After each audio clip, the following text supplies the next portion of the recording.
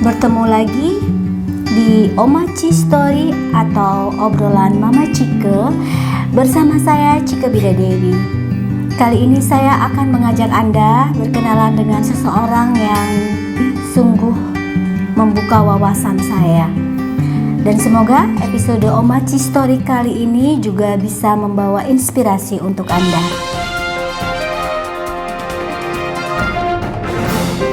Apakah sebuah kemapanan bisa menjadi tolak ukur kebahagiaan? Apakah mereka yang tidak memiliki benda-benda kebanggaan duniawi adalah selalu miskin? Saya mengenal Pak Kukuh ketika tak sengaja pada suatu hari saya membeli pisang di pinggir jalan. Saya senang bertemu dengan orang-orang baru, apalagi jika dia adalah seseorang yang ramah dan sudah sepuh.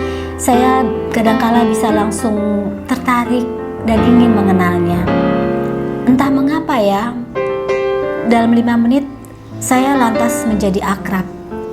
Entahlah dengan alasan apa, saya tiba-tiba ingin menjadi temannya. Sepertinya dia orang baik, pembawaan yang sudah sepuh, sudah pasti beliau sudah banyak makan asam garam kehidupan. Dan saya ingin sekali mendengar kisah hidupnya. Pasti akan banyak hikmah yang bisa saya petik. Pak Kukuh memberitahu saya di mana beliau tinggal.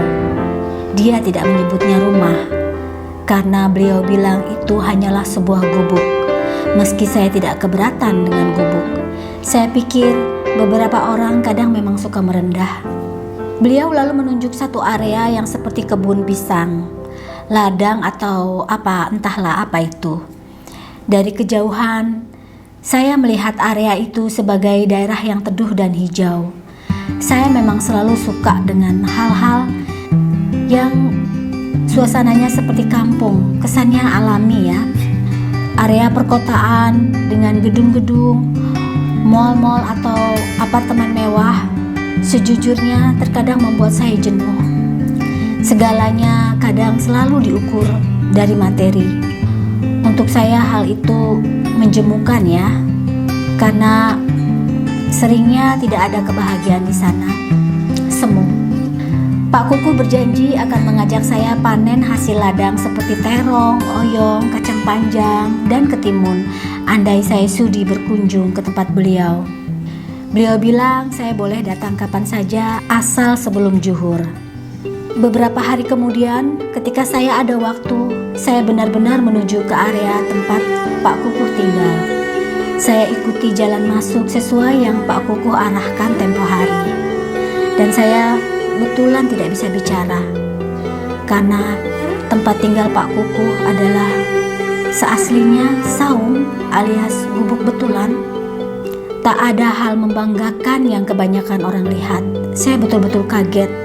Segalanya sangat sederhana. Tungku batu bata seadanya, piring plastik, tikar lusuh, dan tentu saja tidak ada listrik. Air bersih pun tidak ada, hanya galon kosong dan teko yang gosong. Tapi ada banyak buah pisang yang sepertinya baru dipetik. Sebagian sudah masak dan siap dimakan, tapi sebagian lagi masih mentah ya. Saya pikir ini pasti untuk dagangannya. Hari itu saya tidak beruntung. Pak Kukuh tidak ada di gubuknya. Tentu saja, orang yang bijak tidak mungkin hanya merenungi nasib. Beliau pasti sibuk bekerja di ladang yang lumayan luas itu atau sedang berjualan. Gantinya, saya malah berkenalan dengan beberapa pria lain, para bapak yang juga sibuk. Ada yang sedang mencari rumput, katanya untuk makanan kambingnya, atau sedang sibuk mengolah tanah milik negara itu. Malam itu saya kembali pulang ke rumah, dan saya gelisah, tak bisa tidur. Tak terbayang bahwa tak jauh dari area komplek yang bisa dibilang lumayan mapan tempat saya tinggal, masih ada orang yang tinggal di gubuk reot. Esoknya saya kembali ke tempat itu. Setelah sebelumnya saya berangkat dulu ke supermarket. Saya memang berniat untuk makan atau apapun, pokoknya saya membawa perbekalan.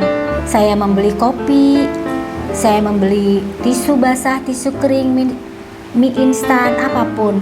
Saya diantar teman, kami berdua pergi ke sana. Kembali saya tidak berhasil bertemu Pak Kuku. Tetapi ada seorang bapak lain yang lantas saya ajak ngobrol dan ternyata dia kawan Pak Kuku juga. Bapak ini kemudian mengajak saya melihat-lihat tanah garapannya. Sekitar 1 hektar dari tanah garapan Pak Kuku. Saya diajak memetik kangkung, melihat ladang bayam dan ladang singkong. Saya bahkan diajak mengambil lengkuas, rempah sehat yang hampir tiap hari saya gunakan untuk memasak. Berbeda dengan Pak Kukuh yang menjual buah pisangnya, bapak satu ini justru mengambil daunnya untuk dijual. 3 lempit atau 3 lembar daun pisang katanya dijual hanya Rp2.000 saja di pasar.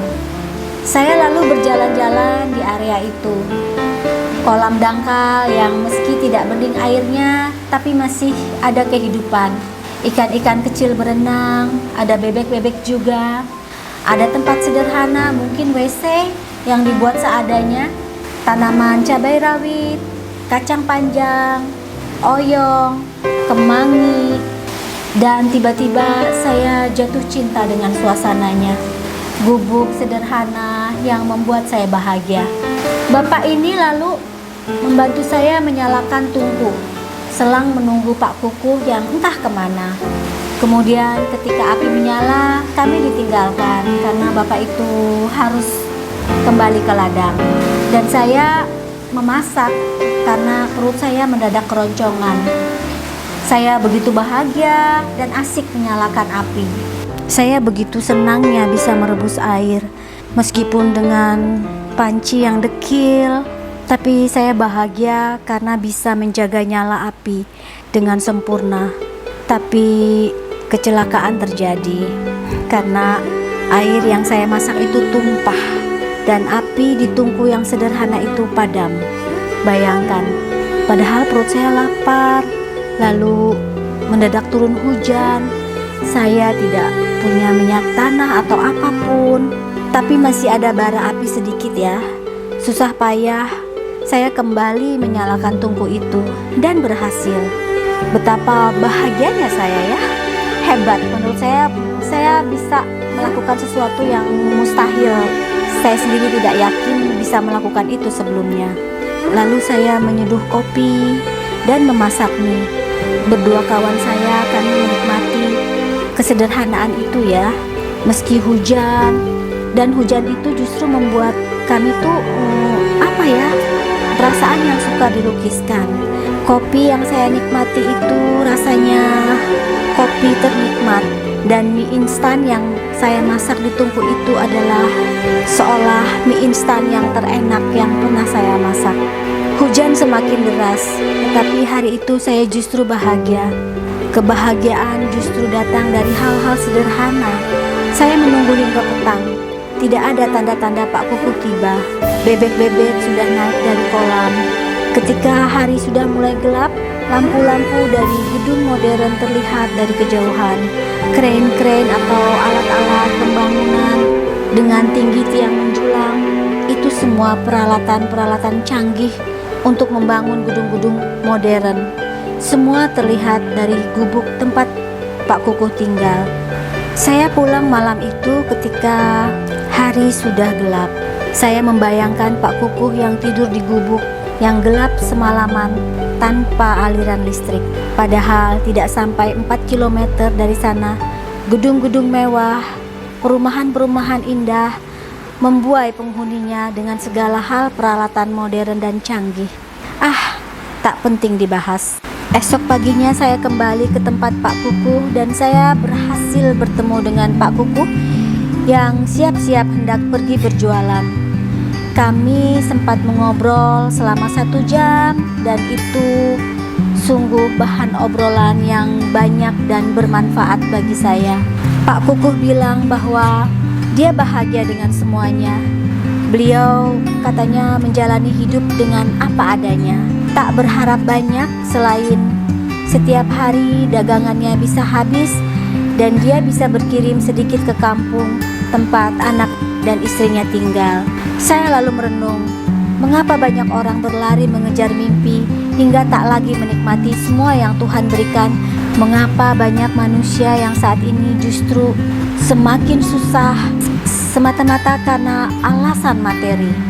Saya kembali merenung 75 tahun Indonesia merdeka dengan semboyan 75 tahun Indonesia maju.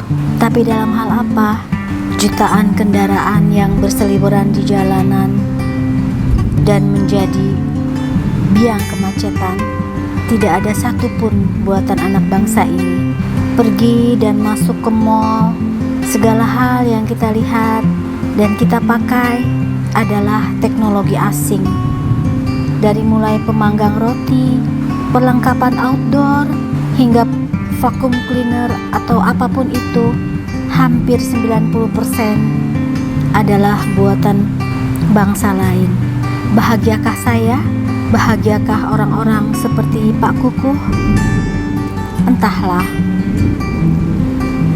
Semoga segala hal yang didengungkan itu bukan hanya semboyan, karena Indonesia maju adalah bukan soal teknologi, bukan soal infrastruktur, karena soal Indonesia maju adalah bagi saya soal mental. Apa yang kita cari? Orang-orang seperti Pak Kukuh mungkin tidak perlu teknologi. Orang-orang seperti mereka tidak perlu dikasihani. Tapi orang-orang seperti mereka juga jangan disepelekan. Hasil bumi dan lain-lainnya adalah tidak dihasilkan oleh robot. Segala hal yang kita makan, segala hal yang membuat kita tumbuh, segala hal yang membuat tubuh kita sehat adalah berasal dari alam.